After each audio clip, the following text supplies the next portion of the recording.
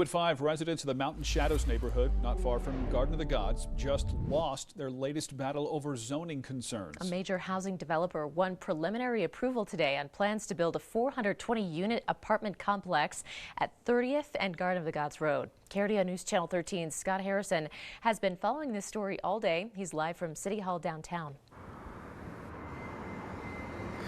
Well, Heather and Bart, it was a close vote by the city's planning commission here today, voting 4-3 in favor of the project after a 6-hour meeting that included 2 hours of public comment. The tentative approval to build an apartment complex between Garden of the Gods and the Mountain Shadows neighborhood came as a disappointment to the head of the neighborhood association. We kind of had a good idea the way some of the commissioners were going to go.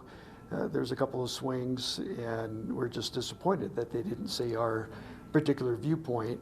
That viewpoint includes views of the scenic mountain background being obscured by the new apartment buildings, though the neighborhood and the developer have different visions of how the project will actually look.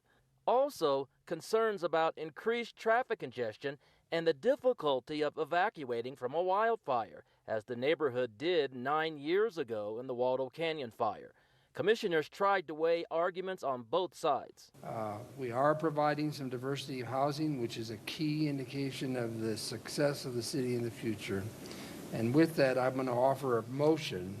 And I did not hear anything today that alleviated any of the concerns that I expressed 2 months ago. So I'll be remaining, I voted no 2 months ago, and I'll stay with that no vote today. Because a zone change is needed to approve the project, the matter now goes before the City Council later this spring for final approval. Opponents will have one last chance to convince a new council that will be in place after the April election. And one commissioner recused himself from voting today because he works for the Navigators next door to the project site, and that organization has expressed some concern about that project. We'll continue to keep you updated.